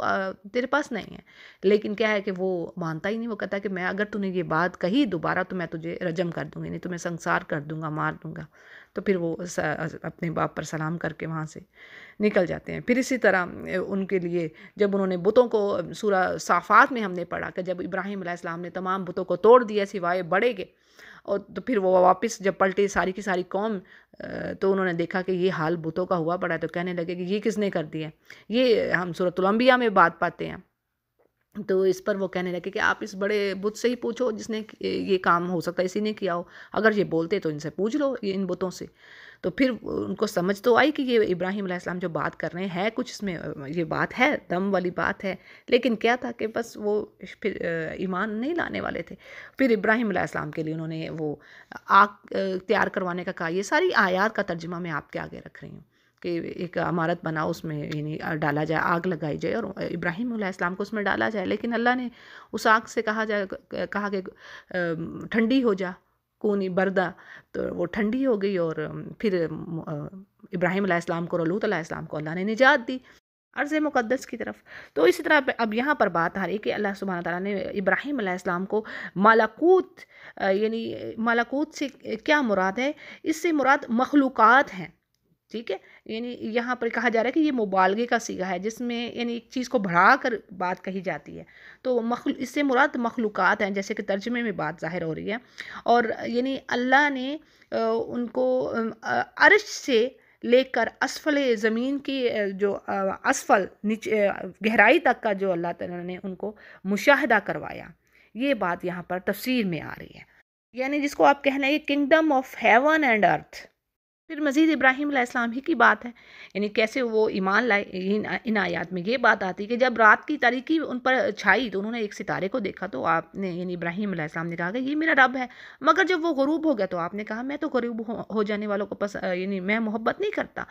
پھر جب چاند کو دیکھا تو چمکتا ہوا پایا تو کہا کہ یہ میرا رب ہے، لیکن جب وہ بھی چھپ گیا تو آپ نے کہا کہ مجھ کو میرے رب نے ہدایت نہ کی تو میں تو گمراہ لوگوں میں سے ہو جاؤں گا۔ اور پھر جب سورج کو دیکھا چمکتا ہوا تو کہنے لگے کہ یہ میرا رب ہے، تو یہ تو سب سے بڑا ہے۔ اور پھر جب وہ بھی غروب ہوا تو آپ نے کہا بے شک میں اس شرک سے بیزار ہوں، یعنی ان تمام چیزوں سے جن کو تم اللہ کا شریک بنا رہے ہو، یعنی جو ان کی قوم کام کر رہی تھی، ان کی قوم ان سب کو پوج رہی تھی نا، تو انہوں نے اس پر کہا کہ میں بیزار ہوں، یہ تو خود مخلوق ہے اور یہ تو کسی کے تابع ہیں، یہ کسی کو نہ نفع دے رہے ہیں نہ نقصان۔ اور اسی طرح پھر یہ مورتیاں بھی جن کو تم اپنے ہاتھوں سے بنا رہے ہو، یہ بات بھی قرآن کریم میں کئی جگہوں پر آئی، تو آپ نے کہا کہ یہ تم کیا کام کرے؟ تو پھر آگے سے قوم کہتی کہ ہم نے تو اپنے باپ دادوں کو اسی کام پر پایا ہے، تو ہم تو اسی لیے کام کر رہے ہیں۔ اچھا جی، آگے پھر بات آتی ہے کہ ابراہیم علیہ السلام کہتے ہیں یعنی سب کچھ جب انہوں نے مشاہدے کر لی، یہ چیزیں دیکھ لی، تو انہوں نے کہا میں بیزار ہوں اس چیز سے، اور میں اپنا رخ اللہ ہی کی طرف یعنی اسی کی طرف کرتا ہوں جس نے آسمان اور زمین کو پیدا کیا، اور میں پورا طریقے سے اسی کی طرف رخ کرتا ہوں، اور میں شرک کرنے والوں میں سے نہیں ہوں۔ اور پھر کیا تھا کہ ان سے ان کی قوم نے جھگڑا شروع کیا، اور آپ نے کہا کہ تم اللہ کے معاملے میں مجھ سے کیوں جھگڑا کر رہے ہو، حالانکہ اس نے مجھ کو طریقہ بتا دیا، اور میں ان چیزوں سے جن کو تم اللہ کے ساتھ شریک بناتے ہو میں نہیں یہ کام کر سکتا، مگر یہ کہ میرا رب ہی کوئی حکم چاہے۔ پھر یہ ہے کہ میرے رب کا جو علم ہے ہر چیز پر چھایا ہوا ہے، کیا تم غور و فکر نہیں کرتے؟ آگے بڑی وہ زبردست بات کہتے ہیں کہ یعنی تعجب اس بات پر ہے کہ میں شرک کرنے سے ڈر رہا ہوں، اور تم جو شرک کر رہے ہو اللہ کے ساتھ تمہیں خوف ہی نہیں آ رہا، اور تمہارے پاس کوئی اس کی کوئی پروف نہیں ہے، کوئی لاجک نہیں ہے، کوئی سند نہیں ہے۔ اور بات یہ ہے کہ ان دو جماعتوں میں سے یعنی ایک مومن کا گروہ ہے، ایک ڈس بلیور کا گروہ، تو اب ان میں سے امن کا زیادہ کون مستحق ہے؟ یعنی تم اس کی خبر نہیں رکھتے، جبکہ مومن کے پاس تو توحید کے بھرپور پروفز ہیں، لاجکس ہیں اللہ کی وننس کے، تمہارے پاس تو کچھ بھی نہیں ہے، لیکن پھر بھی جھوٹی باتوں پر اڑے ہوئے ہو۔ پھر جی آگے بات آتی کہ جو لوگ ایمان رکھنے والے ہیں اور اپنے ایمان کو شرک کے ساتھ وہ ملاتے جلاتے نہیں ہیں، مکس نہیں کرتے، تو ایسو ہی کے لیے امن کا راستہ ہے اور وہی ہدایت پانے والے ہیں۔ پھر آگے اللہ فرماتے ہیں کہ یہ ہماری حجت تھی، یعنی اللہ کی طرف سے کلیئر سائن پروف تھا جو ابراہیم علیہ السلام کو اللہ نے دیا ان کے قوم کے مقابلے میں، اور اللہ جس کو چاہتے ہیں مرتبہ میں بڑھاتے ہیں۔ یعنی ابراہیم علیہ السلام اللہ کی وننس پر، توحید پر اس طرح قائم تھے کہ ان کی قوم کے پاس کوئی دلیل نہیں تھی، کوئی جواب نہیں تھا، یعنی جو وہ ان کی باتوں کے اگینسٹ۔ اور بات یہ ہے کہ اللہ جو ہے وہ بڑا حکمت والا اور علم والا ہے۔ پھر جی آگے اللہ فرماتے ہیں کہ ہم ہی نے اسحاق علیہ السلام اور یعقوب علیہ السلام کو نبوت دی، اور ہر ایک کو اللہ نے ہدایت کی۔ پھر اسی طرح پہلے زمانے میں اللہ نے یعنی ان سے پیچھے جو بات ہے وہ نوح علیہ السلام کی بات آ رہی ہے کہ ان کو اللہ نے ہدایت کی، اور ان کی اولاد میں سے بھی جیسے داؤد علیہ السلام اور سلیمان علیہ السلام اور ایوب علیہ السلام اور یوسف اور موسیٰ اور ہارون علیہ السلام، ان سب کو یعنی اللہ تعالیٰ نے نبوت عطا کی، اور اللہ تعالیٰ نیک کام کرنے والوں کو ایسے ہی جزا دیا کرتے ہیں۔ بات یہ ہے کہ دیکھیں، نوح علیہ السلام ہی سے نسل انسانی چلی، ٹھیک ہے، پھر جی آگے بات آ رہی ہے، اور اسی طرح زکریا کو اور یحییٰ کو اور عیسیٰ اور الیاس علیہ السلام، ان سب کو اللہ تعالیٰ یعنی نبوت دی، یہ سب صالحین میں سے تھے۔ اور پھر اسی طرح اسماعیل اور یسع اور یونس اور لوط علیہ السلام، اور اللہ تعالیٰ نے ان سب کو تمام جہان والوں پر، اور اسی طرح آگے اللہ فرماتے ہیں کہ ان کے کچھ باپ دادوں کو اور کچھ ان کی کچھ اولادوں کو بھی اور کچھ بھائیوں کو بھی اللہ نے مقبول بنائی، یعنی اللہ نے ان کے بھی رتبے اٹھائے، اور اللہ نے ان کو سیدھی راہ دکھائی۔ جو اللہ کی ہدایت یہی ہے کہ وہ اپنے بندوں میں سے جس کو چاہے ہدایت کرتا ہے۔ اور اگر یہ حضرات یعنی یہ جن کے نام اوپر آ رہے ہیں، اللہ فرماتے ہیں اگر ان نیکوں میں سے بھی کوئی شرک کرتا تو ان کے تمام اعمال اللہ ضائع کر دیتا۔ اس آیت میں زبردست میسج ہے ہمارے لیے، یعنی ہم کیا چیز ہیں۔ اللہ نے انبیاء سے کہہ دیا، انبیاء کے بارے میں کہہ دیا کہ اگر وہ بھی شرک کرتے تو ان کے اعمال بھی ویسٹ ہو جاتے، تو پھر ہم کہاں پر کھڑے ہیں؟ تو بات یہ ہے کہ یہ شرک بہت بڑی بلا ہے، اللہ ہمیں اس سے بچائے۔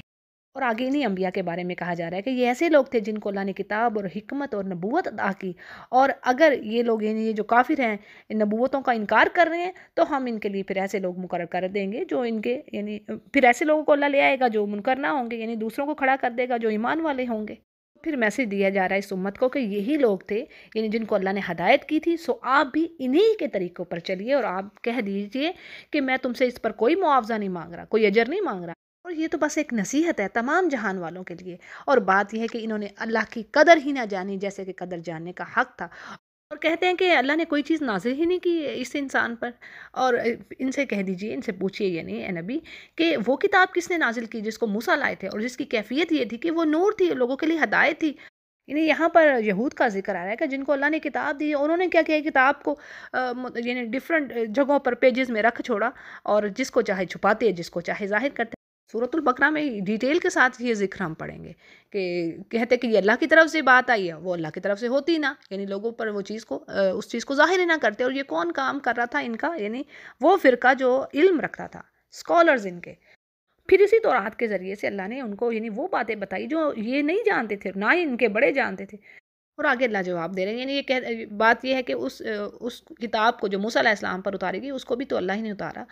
بس آگے نبی سے کہا جا رہا ہے ذرہم فی خوضہم یلعبون، یعنی یہ خرافات میں ان کو لگے رہنے دیجئے، کھیلتے رہیں اسی میں۔ اور یہ جو کتاب ہے یعنی قرآن کریم، یہ بھی تو اللہ نے نازل کی، جو بڑی برکت والی ہے اور پہلی کتابوں کو سچ بتانے والی ہے، تاکہ آپ مکہ والا کو اور آس پاس کے لوگوں کو ڈرائیں اس کے ذریعے، اور جو لوگ آخرت کا یقین رکھتے ہیں وہ اس پر بلیو کرتے ہیں، وہ اپنی نمازوں کی حفاظت کرنے والے ہیں۔ یہ خوبیاں ہیں ایمان والوں کی، ٹھیک ہے جی۔ پھر آگے اللہ فرما رہے ہیں اس سے بڑا ظالم کون جو اللہ پر جھوٹ باندھے اور کہے کہ مجھ پر وحی کی جا رہی کوئی بات اور اس پر کوئی وحی نہیں ہو رہی، اور جو یہ بات بھی کہے کہ جیسا کلام اللہ نے نازل کیا اس طرح کا میں بھی لاتا ہوں، یعنی اس مفہوم ہی کی بات، اسی طرح کا سبجیکٹ کہہ لیں، قرآن کریم میں کئی جگہوں پر بات آ رہی ہے کہ جو اللہ کا نبی ہوتا ہے، سچا نبی، وہ ایسا نہیں کر سکتا، وہ بندوں کو اللہ کے ساتھ جوڑتا ہے، وہ یہ نہیں کہتا کہ تم میرے بندے بن جاؤ، ٹھیک ہے، وہ یہ دعویٰ نہیں کرتا یہ کلام میرا ہے، وہ یہی کہتا ہے، وہ سچا نبی، کہ یہ اللہ کی طرف سے بات آئی ہے۔ پھر جی آگے مشرکین کی جو موت کا وقت ہے اس کا نقشہ کھینچا جا رہا ہے کہ آپ اس وقت دیکھیے گا جب یہ ظالم لوگ موت کی سختیوں میں ہوں گے اور فرشتے اپنے ہاتھ بڑھا رہے ہوں گے تاکہ ان کی جانیں نکالیں، اور کہا جائے گا کہ آج تم کو ذلت کی سزا دی جائے گی، اور سبب کیا کہ تم نے اللہ کے ذمہ جھوٹی باتیں لگاتے تھے اور اللہ کی آیات سے تکبر کرتے تھے۔ اور پھر کیا ہوگا، یعنی قیامت کے روز ہر کوئی اکیلا اکیلا اللہ کے سامنے حاضر ہوگا، یعنی کوئی سفارشی، کوئی مددگار، کوئی مال اولاد اور وہ معبود، جھوٹے معبود جو سمجھتے تھے کہ یہ سفارش کریں گے، کوئی کچھ ساتھ نہ ہوگا۔ یہ اللہ نے یہاں پر فرما دیا۔ اور جس طرح ہم نے اول بار تم کو پیدا کیا اور تم سب کچھ چھوڑا یہ پیچھے جو تمہیں اللہ نے دنیا میں دیا۔ اور پھر تنزیہ یہ بات آ رہی کہ اللہ فرمائیں گے کہ ہم تو تمہارے ساتھ تمہارے شفاعت کرنے والوں کو نہیں دیکھتے جن کی نسبت تم بڑے دعوے کرتے تھے کہ وہ تمہارے معاملے میں شریک ہے۔ اب واقعی اب تو آپس میں قطع تعلقی ہو گئی ہے، اور تمہارے سب دعوے جو ہے تم سب ہوا ہوئے، یعنی سب کچھ ختم۔ تو ہمارے لیے یہ میسج کہ اللہ تعالیٰ ہمیں بھی عمل کرنے والا بنائے، نہ کہ ہم دوسروں کو اپنا مددگار سمجھیں اور اپنے حسب نسب پر کسی قسم کا کوئی گمان رکھیں، بلکہ بس اللہ کی رحمت کے طلبگار ہوں اور شرک سے بچ رہے ہیں، یعنی جس سے اللہ راضی ہوگا تو سارے کام ہو جائیں گے۔ شفاعت نبی کریم صلی اللہ علیہ وسلم کریں گے، لیکن بات وہی کہ اگر اللہ راضی ہوا تو ہی وہ شفاعت بھی قبول فرمائے گا۔ تو ہمیں بھی یعنی کسی قسم کا مسلمانوں کو بھی اس غلط فہمی میں نہیں رہنا چاہیے۔ اچھا جی، آگے بات آ رہی ہے اللہ کی قدرت کی، پاور کی، کہ اللہ تعالیٰ ہی دانے کو اور گٹلیوں کو پھاڑنے والا، یعنی جاندار کو بے جان سے نکال لاتا ہے اور بے جان کو جاندار سے نکالنے والا، یعنی یہ جو اناج اللہ اگا رہا ہے وہ یہ سب وہی کر رہا ہے۔ یہ انسان سوچتا ہے میں پانی ڈال رہا ہوں، میں کچھ کر رہا ہوں، نہیں، وہی کر رہا ہے، فاعل حقیقی وہی ہے۔ اچھا جی، اور اللہ ہی ہے یہ سب کچھ کرنے والا، تو تم کہاں سے الٹے چلے جا رہے ہو؟ اور صبح کا نکالنے والا بھی وہی ہے، اور اس نے ہی رات کو راحت کی یعنی سکون کی چیز بنائے انسانوں کے لیے، اور اسی طرح سورج اور چاند کو بھی حساب سے رکھا، یعنی ان میں بھی فائدے ہیں، ان سے انسان اپنے منزلیں، اپنے سردی اور گرمی اور اپنے سالوں کا جو حساب ہے وہ لگاتا ہے۔ پھر جی یہ ٹھہرائی ہوئی بات ہے کہ ایسی ذات کی جو کہ وہ قادر ہے، بڑے علم والا ہے۔ پھر جی آگے ستاروں کی بات آ رہی کہ اسی نے تو ستارے بنائے تمہارے لیے تاکہ تم ان کے ذریعے سے یعنی انسان راستے ڈھونڈتا ہے۔ ستاروں کے اور بھی بڑے فائدے ہیں، سورہ ملک میں ہم نے پڑھے کہ وہ سرکش شیاطین اور جنات جو کہ فرشتوں کی باتیں اچکتے ہیں، لیتے ہیں وہاں سے آسمان سے، تو ان پر پھر ایک شہاب ثاقب شعلہ پھینکا جاتا ہے۔ تو یہ ستارے وہ کام بھی کر رہے ہیں۔ پھر کیا ہے کہ جی یہ راستہ دکھاتے ہیں اندھیروں میں زمین کے اور باہر یعنی سمندروں کے، اور یقیناً اللہ نے اپنی آیات کو واضح کر دیا ہے اس قوم کے لیے جو علم رکھنے والی ہے۔ پھر جی کہا جا رہا ہے کہ وہی تو ہے جس نے تمہیں پھیلا دیا، یعنی ایک ہی نفس سے تمہیں پیدا کیا اور ایک ہی نفس سے سارے انسان اللہ نے پھیلایا ہے، اور پھر تمہارے لیے ٹھکانہ ہے ایک فکس ٹائم تک اس دنیا میں، اور یہ ہم نے آیات ہم اپنی واضح کر رہے ہیں جو فہم رکھتے ہیں اس کا۔ پھر جی کہا جا رہا ہے کہ وہی تو ہے جس نے آسمان سے پانی نازل کیا اور اسی پانی سے ویجیٹیشنز نباتات اگائیں، اور اسی سے پھر اللہ نے سرسبز شاخیں نکالی، کونپلیں، یعنی کچھ کو درخت کی صورت بنا دیا، کوئی پودے کی صورت میں، کوئی بیلوں کی صورت میں، اور اسی سے پھر اوپر تلے چڑھے ہوئے جو دانے ہیں وہ نکالتے ہیں، یعنی جیسے جو گندم ہے، چاول ہے، جو ہے۔ پھر اسی طرح کھجور کی بات آ رہی ہے کہ کھجور کے درختوں سے یعنی ان کے گچھے ہیں، خوشے ہیں جو نیچے کو لٹکے ہوئے ہیں، اور پھر انگوروں کے باغ ہیں، زیتون اور انار کے، اور بعض ایک دوسرے سے ملتے جلتے ہیں اور بعض ایک دوسرے سے نہیں ملتے جلتے۔ اور اسی طرح پھر ذائقے میں بھی یہ مختلف ہیں، جیسے قرآن کریم کی ایک اور جگہ پر بات آتی ہے کہ ایک ہی پانی سب کو مل رہا ہے، لیکن ہر ایک کا جو ذائقہ ہے وہ اللہ نے مختلف رکھا ہے۔ تو وہ بات یہ ہے کہ یہ کون سی ہستی ہے بنانے والی، یہ ان سب میں کیا ہے کہ جب کسی پھل کو آپ دیکھو تو جب وہ پکنے کے قریب ہے تو اس میں بھی اللہ کی یعنی نشانیاں ہیں، حکمت ہے کہ دیکھو اس کائنات کو بنانے والے نے کیا کیا چیزیں انسانوں کے لیے پیدا کی۔ تو ایمان والوں ہی کے لیے اس میں یعنی یہ وہ جانتے ہیں کہ اللہ کی طرف سے یہ نشانی ہے۔ پھر جی کہا جا رہا ہے کہ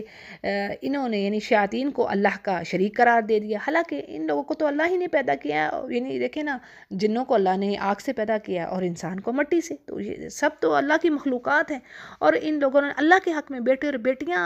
بغیر کسی پروف کے بنا دی ہیں، اور وہ تو پاک ہے، برتر ہے ان باتوں سے جو یہ کر رہے ہیں۔ اور جیسے کئی مرتبہ یہ میں نے بات کر دی ہے سورہ مریم کے حوالے سے بھی کہ اللہ نے کیا سخت باتیں کہیں کہ یہ جو رحمان کی اولاد بناتے ہیں۔ پھر جی آگے کہا جا رہا ہے کہ آسمان و زمین کا پیدا کرنے والا جو ہے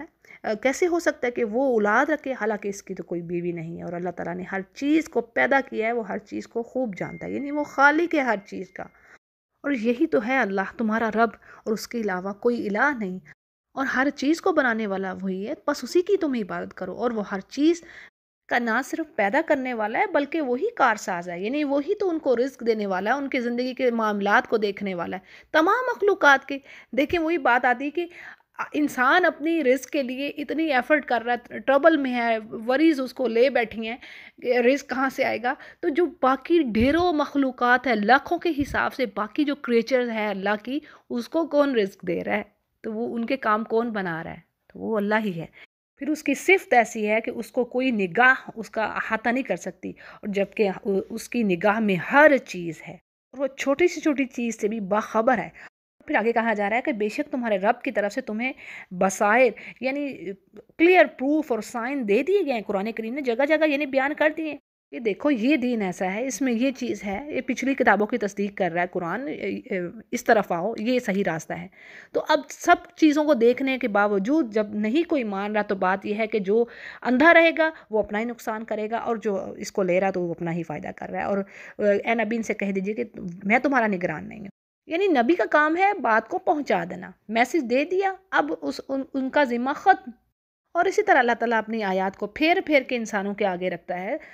تاکہ یہ بات یوں نہ کہیں کہ نبی نے کہیں سے یہ پڑھ لی ہے، بلکہ اللہ تعالیٰ یعنی جو عقل والے لوگ ہیں، یعنی ایمان والوں کو اللہ نے عقل والا کہا ہے کہ ان کے لیے آگے یعنی آیات کو اللہ کھولتا ہے، خوب ظاہر کرتا ہے۔ پھر کہا جا رہا ہے کہ آپ خود اس طریقے پر چلتے رہیے جس کی وہی آپ کی طرف کی جا رہی ہے، اور آپ ان مشرکین سے یعنی منہ پھیریے، اور اس کے علاوہ کوئی الہ نہیں ہے۔ پھر جی آگے کہا جا رہا ہے کہ اور اگر اللہ چاہتا تو یہ شرک ہی نہ کرتے۔ اس پوائنٹ کی وضاحت بھی میں کئی بار دے چکی ہوں۔ بات یہ ہے کہ اللہ کی رضا، اللہ کی مرضی تو یہی ہے کہ شرک نہ کیا جائے، لیکن جو یہ کام کر رہے ہیں وہ اللہ کی اجازت سے ہی ہے۔ یعنی اللہ نے فری ول دی ہے ان مخلوقات کو، دو مخلوقات ہیں جن اور انسان، اللہ زبردستی نہیں کھینچ کے لا رہا دین کی طرف، ٹھیک ہے بات واضح۔ پھر آگے نبی سے کہا جا رہا ہے کہ آپ کو ان پر نگران نہیں بنایا گیا، اور نہ ہی کوئی اختیار ہے آپ کا ان پر، یعنی آپ کا کام ہے کہ آپ تو داعیے قرآن ہیں، آپ نے بات پہنچا دینی ہے۔ یعنی اگر آپ کے پاس کوئی اختیار ہوتا کہ آپ زبردستی اپنی طرف لوگوں کو ہدایت پر طرف لے آتے تو کیا ہوتا کہ آپ کے چچا ابو طالب تو ضروری پھر مسلمان ہو جاتے، یعنی آپ ان کو تو کرتے نا، آپ کو تو بڑی محبت تھی ان سے، لیکن ایسا نہ ہوا، آپ کی شدید خواہش کے باوجود وہ مسلمان نہ ہوئے۔ جی اگلا میسج بڑا اہم اس امہ کے لیے کہ اللہ فرما رہے ہیں کہ دیکھو تم گالی مت دو ان کو، یعنی ان معبودوں کو، جھوٹے معبودوں کو جن کی مشرکین جو ہے عبادت کر رہے ہیں، کیونکہ اس کے بدلے میں کیا ہے کہ وہ تمہارے اللہ کو جو حق ہے اس پر بھی یعنی وہ برے الفاظ کہیں گے، اور وہ علم نہیں رکھتے۔ تو اسی سے ریلیٹڈ ایک حدیث میں بھی الفاظ آتے ہیں کہ آپ صلی اللہ علیہ وسلم نے فرمایا کہ تم کسی کے ماں باپ کو گالی مت دو کہ اس طرح تم خود اپنے والدین کے لیے گالی کا سبب بن جاؤ گے۔ صحیح مسلم اس کو روایت کرتے ہیں۔ وہ کیسے بھلا؟ دیکھیں آپ کسی کو گالی دیتے ہیں تو وہ آپ کے ماں باپ کو گالی دیتا ہے، ٹھیک ہے، تو وہ آپ ایک طرح سے نہ چاہتے ہوئے بھی سبب بن گئے اپنے ماں باپ کے لیے گالی کا۔ تو اسی لیے روکا گیا کہ جاہلوں کی طرح، یعنی یہ جاہلوں کا کام ہے کہ ایمان والوں کو جاہلوں والا کام نہیں کرنا کہ بے سوچے سمجھے ان کے جو معبود ہیں ان کو تو عقل ہے نہیں، تو تم یعنی یہ حرکت نہ کرو، نہیں تو اس کے پھر بدلے میں وہ اس سے گھٹیا حرکت کریں گے۔ اور بات یہ ہے کہ اسی طرح ہر گروہ یعنی جو الٹے کام کرنے والا گروہ ہے، اللہ تعالیٰ ان کے جو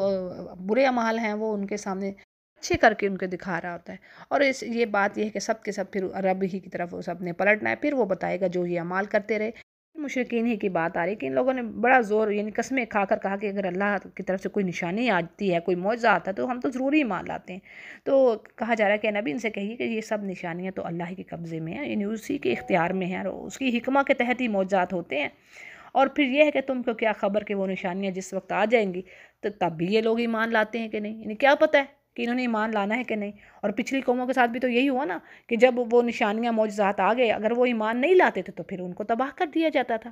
تو ہو سکتا ہے اس کے پیچھے بھی کچھ ایسی ہی وجہ ہو۔ پھر آگے کہا جا رہا ہے اور ہم نے ان کے دلوں اور ان کی نگاہوں کو پھیر دیا، جیسے کہ یہ لوگ اس سے پہلی دفعہ ایمان نہیں لائے تو آئندہ بھی ان کا ایمان لانے کا جو امکان ہے نا وہ ختم ہے، یعنی پاسبلٹیز نہیں ہے کہ یہ ایمان لائیں گے چاہے کوئی بھی نشانی دیکھ لیں، یہ ہے وضاحت یہاں پر، اور ان کو ان کی سرکشی میں ہی آپ گم رہنے دیجئے۔ اور ہمارے لیے اس میں کیا میسج ہے کہ اللہ تعالیٰ ہمیں شک و شبہات سے دور کرے، ہمارے دل میں سچے ایمان کو جما دے اللہ، ایسا ایمان جو کہ کبھی پلٹے نہ، کبھی کمزور نہ پڑے، آمین یا رب۔ تو جی